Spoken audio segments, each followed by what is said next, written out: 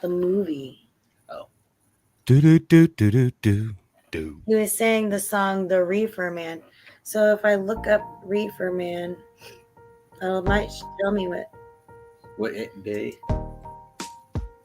Oh yeah, 36. we are 1920s, man. That's what we're gonna talk about today. Before we get into that, we gotta wish Weird Al Yankovic a happy birthday. Happy birthday, Weird Al. Woo!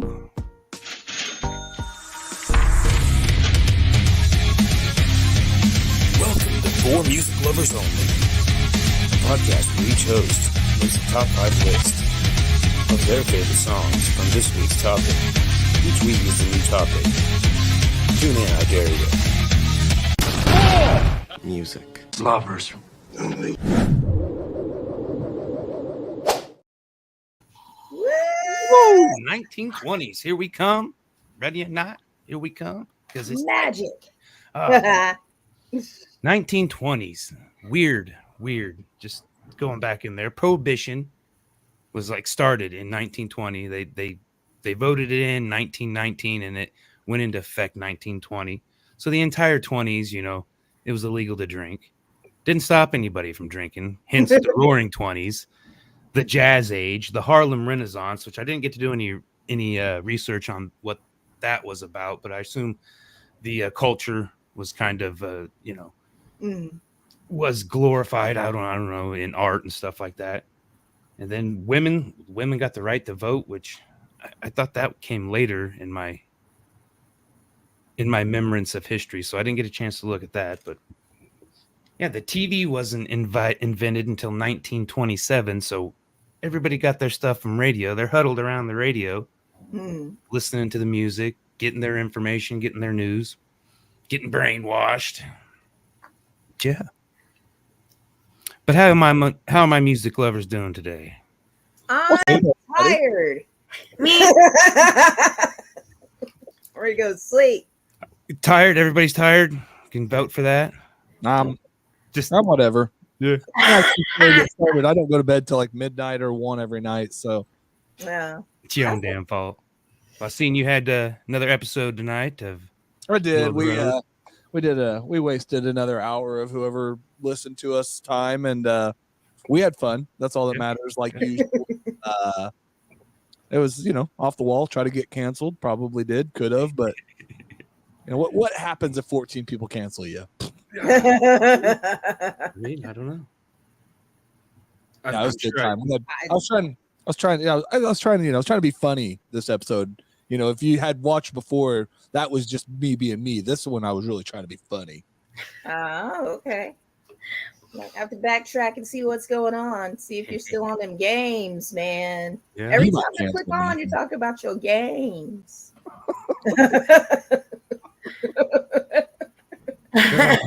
Yeah, it's been a long week already. I'm ready for the weekend.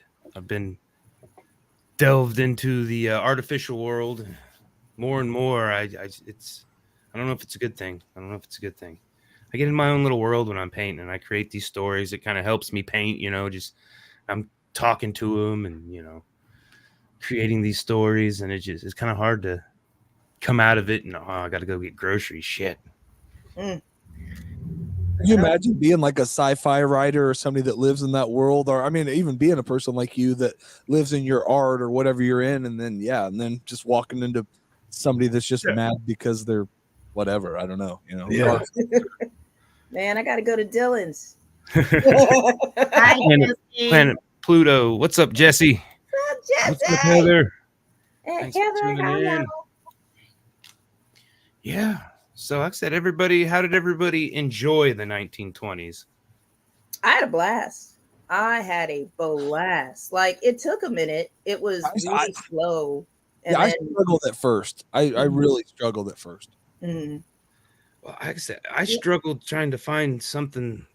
Because I thought, struggling to find something because it kind of bled into the 30s a little bit. Kind of similar, but I didn't really research, and I'm pretty sure the 5 I ended up with were all 20s recorded or whatever. They may have also had some life in the 30s, but the 5 that I picked. But yeah, you could do it on Spotify. It's a kind of a limited. You start searching. What I found was I'd find a song by somebody I kind of enjoyed, and then I'd search music by them. And that was by far the best way that I found most of the music I ended up using. So I kind of whittled the list down with things I didn't like, and like I said, I could listen to this all day long. I mean, and I did, and there's nothing that I didn't like about it. I love the feel of the jazz age, the swing, and all that. That's, to me, that's that's the prime spot. I love that music, and it was in our cartoons and our early movies. I mean, we growing up, I was still watching Leave It to Beaver on reruns, and all these things that were from the 50s where they were still regurgitating it.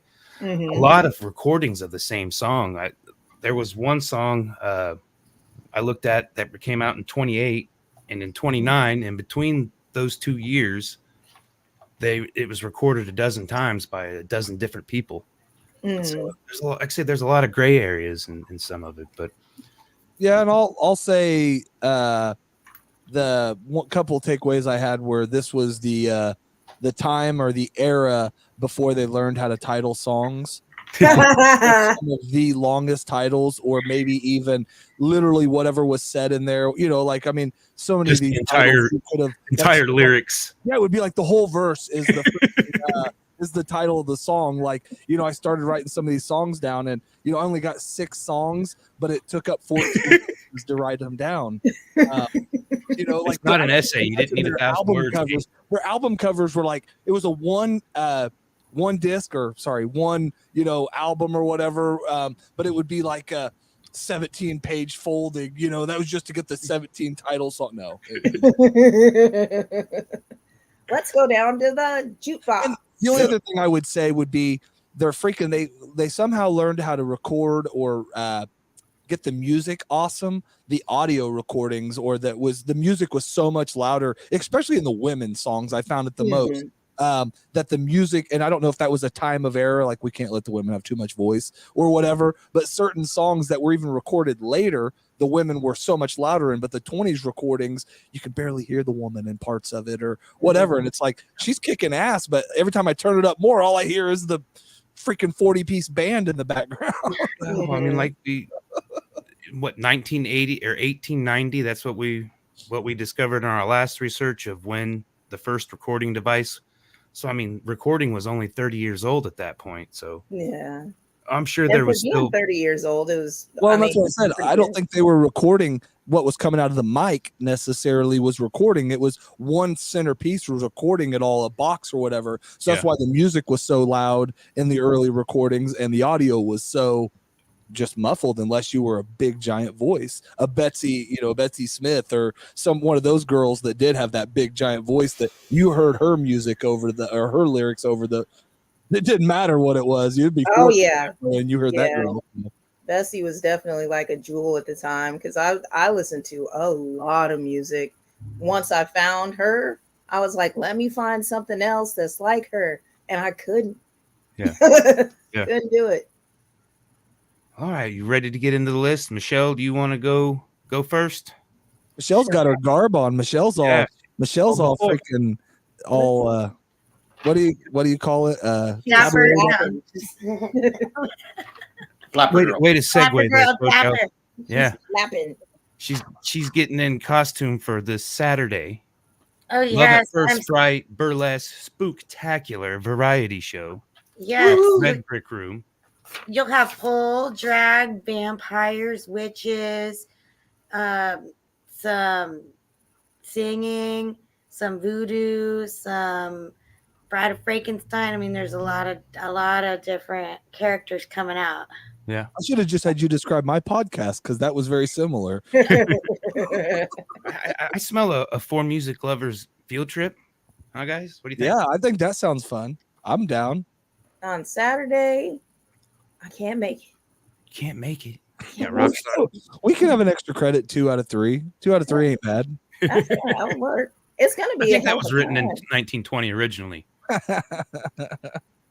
right, let's hear your list, Michelle. Well, I didn't put them in any particular order, but it had to be you. by Isham Jones, Maria Harris. What? Yep, awesome song. It And I had think to recorded by a be couple you. Yeah. Yeah. I didn't even know that. A lot of romance and a lot of, you know, It I mean, had it's still to a romantic be. time with all the crazy Singing, stuff going on. Singing in the Rain. Oh yeah. Cliff Edwards, Earl Burtnett. That's always a good one. And I Want to Be Loved by You by Helen Kane. Mm-hmm. And she was awesome. She's probably she other than Bessie, she was probably my girl of the 20s. That was my other takeaway. That boo boo boo boo boo. Well, but she That didn't. Betty Boop didn't come until like 1930, and I think she re-recorded some of the 1920s songs for the Betty Boop stuff. Mm-hmm. But I think she was still around in the 20s. Betty Boop came out in the 40s or 50s. Come on. No, it was 1930. I researched Oh, it. 30s. I thought you said 80s. I was okay. No. Yeah, it was old. Yeah. No, I think 1930 is right after. You go on. You were right. I was wrong. I'm sorry. Total. We don't need fact checked on that one. Coach, just Now, shut up. fellas. Order. No. Okay. The next one, Someone to Watch Over Me, Gertrude Lawrence and George Olson. Yeah. Mm-hmm. And I loved that Renee Olstead redid that song. I just love her. She's has a very classic voice. Yeah.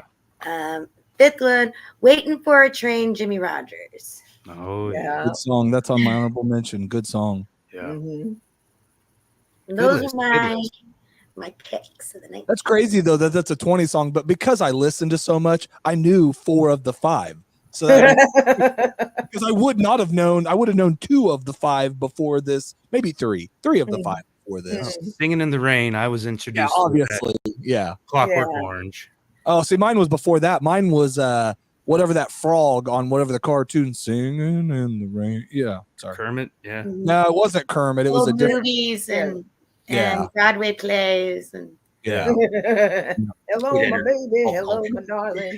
Hello, my ragtime girl. It was a ringtone at one point, I think. A Nokia ringtone.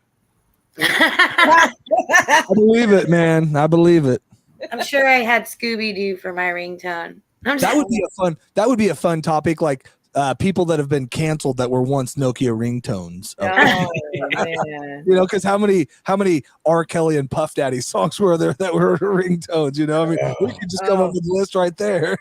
Man, Justin Timberlake isn't canceled, but I had Sexy Back on there. As soon as that came out, I was like, yes. I'm thinking about adding that on there right now that you said that. Yeah. Oh, no, you know what he was? He was a call tone. When you called, instead of it ringing, you would call and hear that song. I'm bringing sexy. Ragtime back. gal. Yeah. Hello, my darling. Hello, my lady. All right. Good list. Coach, you want to bust out the spinner? I didn't even ask if you fabricated a new one yet. My pillow. Well, you know, I didn't. So you were actually smart to not ask. So, you know, No, that's where you say, yes, I did, but we'll get it next time. Yeah. I left it in the other production studio. So I rushed over here. I left it there. You know, it's still in production. It was painted. Looks like a bunch of chicken. Okay. She's shedding over here. Peacock. Oh, all right. Well, I'll take it. 'Cause I don't know if there'll be crossovers. You had commented, Sontia, about the raunchiness. I kind of knew about it. And then I found a couple dirty ones, and I'm like, and then some of them I'm like, is this, you know, AI just remaking? Because, you know, that's been a thing that's been coming around. They're just super raunchy. Mm-hmm. And no, I mean, it was like meow sounds instead of, but you know, my girl's kitty. Yeah. Talking about kitties. I don't know. I'm a virgin. I don't know. But my number 5 was Red Hot Mama, the Brox Sisters, and some other orchestra that was with them when they did it, but at least this recording. But I think that one's been redone quite a bit because I was familiar with it, but I couldn't place where I did it. But I loved the piano, and then the version I heard still had, like I said, the pops and the hisses in it, like you were listening to a record. Yeah. So old, that's how they recorded. So that was kind of nostalgic. I love the white noise, Yeah. But good song. Number 4. And this one, I Want to Be Bad by Annette Hanshaw. But I'm pretty sure Hold on. Helen Kane did it as well. You took my song, but okay, sorry. Yeah, that was one that I'd seen on a Betty Boop. Like I said, I don't know if it was originally with a Betty Boop, but I don't know how, because even then there was a lot of not official Betty Boop, but they were just putting songs over and redoing it even then, bootlegged, I guess. But so I don't know if it was original, but the Helen gal had recorded it for Betty Boop, I believe. And like I said, Annette Hanshaw was like one of the most popular radio stars. And like I said, that's how people got their music. They didn't have, records weren't a big part of the sales. I don't know how artists got made. They got paid to record the songs, I think. Yeah. I got paid $5 to come sing in the cans. So that was, once you recorded it, you got paid off the top, and that was it until, corporate industry came through. But number 3, and I can't remember if this was on the Dirty or not, but it was Mae West, a guy, What Takes His Time. And the what threw me off. But that's how it's listed that, she recorded it. And then again, there's several different versions of it, even to date, but they changed it to That Takes His Time. Yeah, I love some Mae West. Yeah. Yeah. Beautiful. The language was a little different back then. Yeah. It's country. Education. It's country. Yeah. I don't think they had forced education, no. Yeah. Right. You could go to work as a 5-year-old instead of going to school. Give me a cigarette, Mom. Yeah. Number 2 was Tight Like That, Carla Smith. And again, that one was recorded several different versions. I seen Lead Belly did a version of it, and I didn't check the timeline of what came first, but his was the Lead Belly, just like him and a guitar and different lyrics completely. So I don't even know if they're related. I mean, the verse was kind of sung the same, but they may be 2 totally different songs, or just, I don't know how it worked, but it's got some, there was several different versions. My favorites is Clutch, but I'm a Clutch. Totally not the 20s. My number 1 is Ain't She Sweet. You didn't do that one, did you, Michelle? No, I was thinking. Nope. I first heard it by the Beatles, and that's why I first, I was like listening through the list, and I was like, wow. But Gene Austin's version, and the Beatles, and there was Sinatra did it, and they kind of, Sinatra and the Beatles start with like the chorus, and I think the original version starts with like a verse before the chorus. But ain't she sweet, walking down the street, ask you very confidentially, ain't she sweet? Yeah, that was my list. It's your calling, man. You're a 20s bebop singer, bud. Yeah, I mean, I enjoyed all of it. I didn't skip much. I just listened to it, and there was some that I'd come over and hit like on just so I could go back and find it later. But it was tough to narrow it down. Yeah, I did skip some. But yeah, I also found that I thought I would.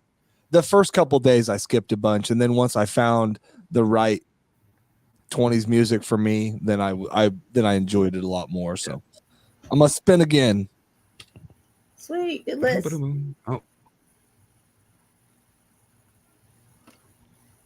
forgot to do my. Yay. I'm Here. Oh, we didn't get that when we had guests. That was the rule. Oh yeah, well, you do. You're special. I didn't get mine. I'm so special. Look at this photograph. So Yeah, hey, I couldn't did find you any notice that behind her Nickelback. coach? I did. I noticed also on her birthday post that was literally like that made my day when I seen that because I seen I got a new printer. I'm gonna print it, and I was like, okay, is she really gonna? And yeah, she is. Yeah. She did. Yeah, I printed it like the next day. Like for my birthday, I just ate a bunch of cheesecake and watched a horror movie or Krampus with my kids. And then like the next morning, I printed it off, and I was like, "Yeah, let me put this on my birthday post." I love it. Yeah, well, it's not my birthday anymore, but we'll keep talking about it. You get two more shows. I didn't find any of Nickelback's relatives anywhere. I couldn't find any 1920s Canadian songs that I could stomach. Did Canada even exist in 1920? Yes. Yes, it did. Ooh, and I'm back. Oh my God. Okay, here we go. We can't be here all night. It's Wednesday. So this, look at that. Look at this. That's what I ended up with. I scratched off stuff. I had a blast. And one thing that I noticed about the 1920s is nobody was being treated right. Like absolutely nobody. Everybody was miserable. Somebody was playing some games. Everybody was sad. And you couldn't even drink legally. You couldn't even drink. I mean, the So rich why do you people think could all drink. the sad music was out. I'm sober and I know who you really are. Yeah, now it really all this misery really is sinking in. Well, I don't think prohibition worked one iota. I think everybody who wanted a drink still got a drink. Oh yeah, and it was fun drinking because it was illegal. Yeah. The right people made money on it. The people actually doing the work. Oh yeah, Those underground speakeasies. Yeah. Yep. I come from bootleggers, so Yep. I come from moonshiners. Yep. We were probably running your moonshine. Look at that. Anywho, all right. So the first one is going to be Clarence Ashley, and he has a song called "Cuckoo Bird." And essentially, it's just a song about how well he could play cards. So this wasn't one of the sad ones, but it was the way that he sung it was haunting. And a lot of the men in the early 1920s, I believe he was the early 1920s, 1928. I guess it was closer late. No, he was 1924. Like just had this sad Twitter about their voices. And I caught a whole lot of that, but his song was really interesting, and it was definitely a party song or one that you would play while you were at the bar because cards was the thing. Yeah. So I really enjoyed that one. Cards and pool. Yeah. All right. Number 2, Charlie Patton, Spoonful Blues. And the reason why I picked him was because he almost reminded me of Stone Temple Pilots, just the way that he plays his progression. I guess it would be a digression. I don't know shit about music. I just play a musician on Facebook, but, but like just the way that he was playing and the way that he was singing, he didn't have a Twitter. He had a voice. He had some soul. He was upset about some things, and I really enjoyed that one. And he really wasn't talking about anything except for just kind of having kind of a bad day. He just wasn't really happy that day, and he wrote a song about it. And I'm sorry, I told you this is I'm searching for the number 2 that I put 3. Well, that's good. She's got a lot more options for us to know more about the 20s. Oh yeah. Number 3, Ma Rainey. Now, the first time I heard about Ma Rainey, one of my friends was like, "Have you ever heard Ma Rainey's Black Bottom?" And I was like, "Are you hitting on me?" And he was like, "No." Well, yeah. And I was like, "No." And he's like, "No." And so he was like, "No, it's a movie about an old blues player. You should look at it." And then I did. And so I knew about her. So when I had this opportunity, I noticed that most of her recordings were in the 20s. 1928 is the song. When the song was recorded, it's called Deep Morning Blues. And what I really, really love about it, because a lot of her songs are upbeat, also about having terrible relationships, but they're upbeat, they're dance songs. But this one is like really sad. You could tell that this one was from her heart. And essentially what she was talking about is her man wouldn't come home. And it was just like how it was sad. And it starts off with no music, and there's just like a chorus of maybe 4 or 5 ladies that are just humming. And I felt that in my soul. And in the end, she said that, you're not here, so I'm gonna come find you, and I'm gonna be crazy. And I was like, right, I get it. So that's it. And she actually recorded 100 songs for Paramount Records, like 100. It was ridiculous how many recordings Ma Rainey made. Yeah. And for that many recordings, the quality just wasn't really up there. It just really wasn't up there. And you could get the feel and you could feel the music and you can enjoy it, but it really wasn't up there. But one of the people that she inspired is going to be my number 4, and it's going to be Bessie Smith. And I listen to a lot of Bessie Smith. I have a Bessie Smith playlist right now because she is a champion. I see why people still talk about her right now. Yeah. But her song that I got was Backwater Blues, because I heard it in the kitchen, and I went in the kitchen and I was like, what? I said, woo. I said, yeah, Bessie. That's what I said. Mm-hmm. But yeah, she's an amazing artist. And then the last song that I got, the reason why I chose the last song, if I can find it, is because I was chasing Bessie Smith. I was looking for that sound, and it made me kick off one of my big bands. And I listened to so many big bands, and big bands were essentially playing the same thing over and over again, except for the one that I picked that I can't tell you about, just in case somebody picked it. But I kicked them off. And then I got gospel is what I did. I found gospel song because that was more akin to what Bessie Smith sounded like. Yeah. And there's the Arizona Drains, and it's Lamb's Blood Has Washed Me Clean. And I say it's a gospel song, and we all know I love my gospel, but darn. Almost said it. Almost said it. That song knocked me out. And for the recording, Bessie Smith recorded with Columbia Records, and that was awesome quality. So I don't know if they did too, but that song was so hype and so spiritual and so powerful.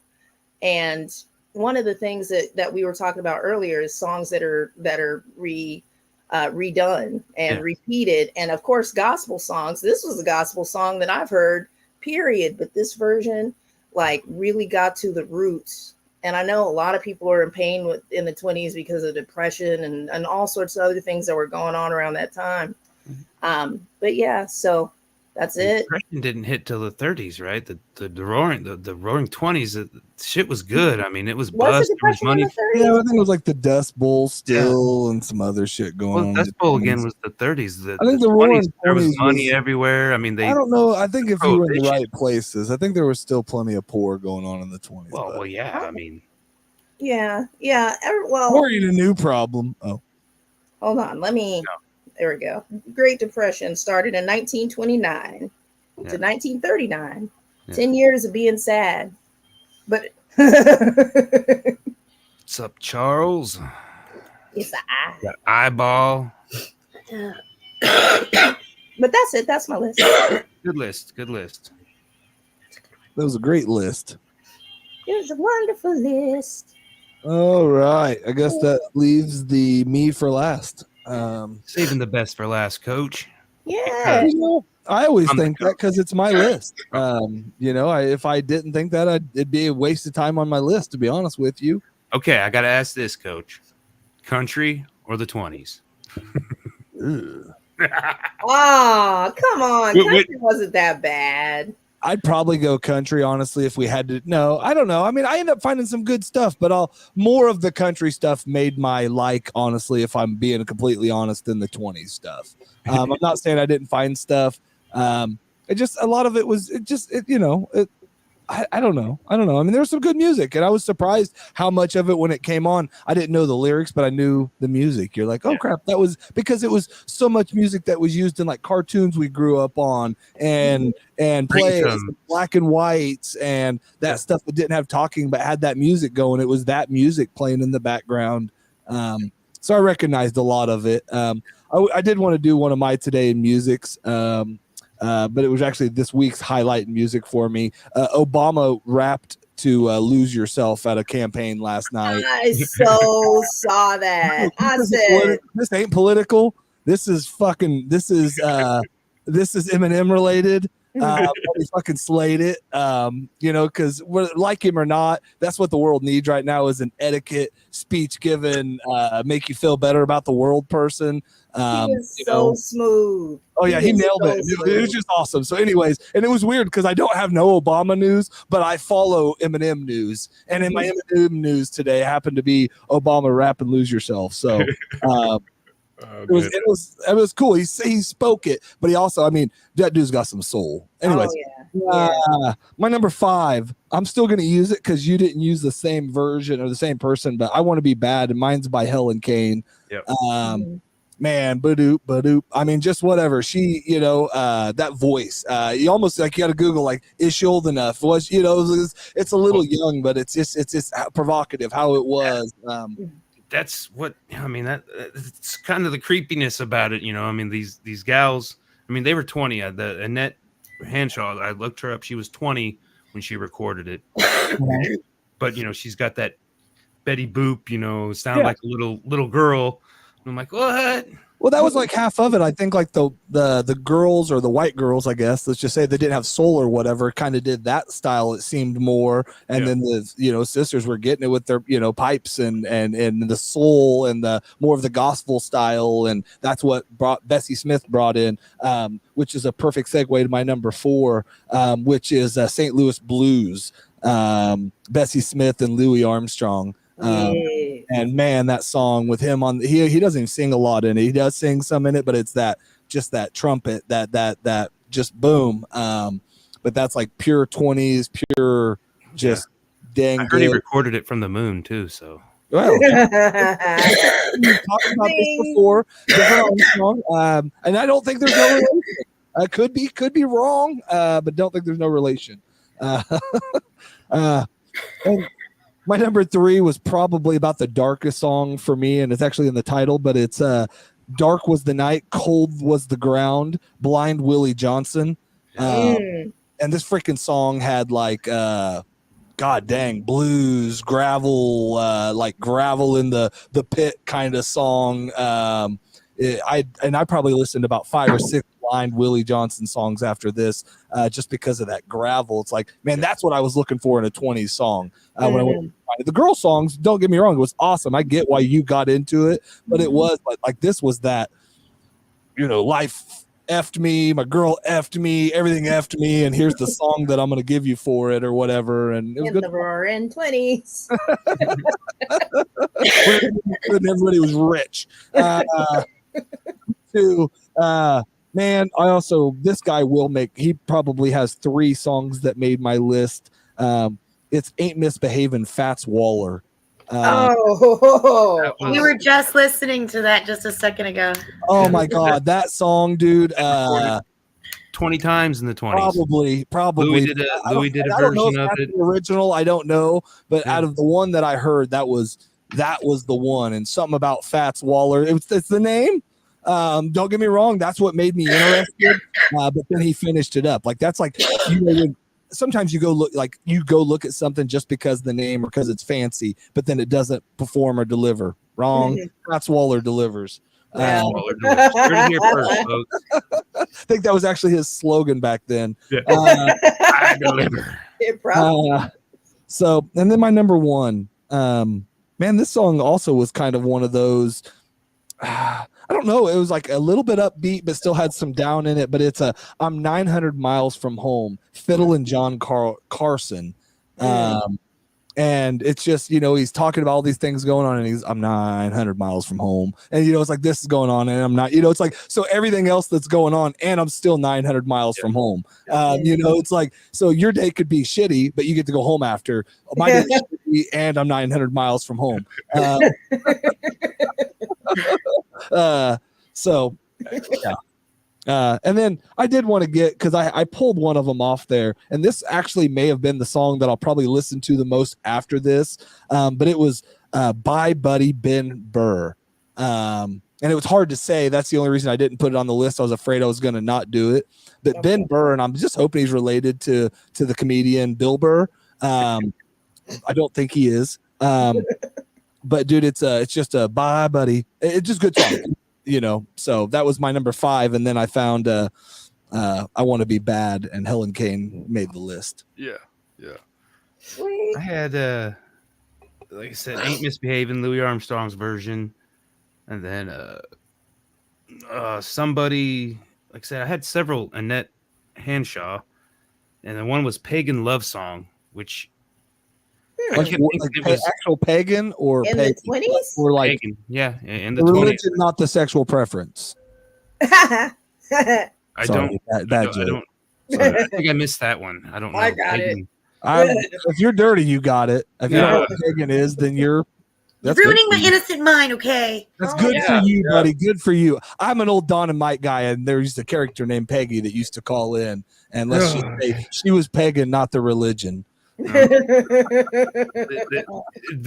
20s were certainly dirty, and I'm sure that still went on, but they didn't. This song was, I don't even know what it was about. It started like the vocals started about, I mean, it was just a really piano, I think sax in it, but the title got me, and I was thinking it'd been recorded by like I was thinking Stone Temple Pilots or somebody did a version of it, but I think I was thinking of like Acid Bath, Pagan Love Tactics, or Pagan something else. So Okay, I couldn't find a modern I version don't know of it. any of the ones, but so I don't know pagan love bath either.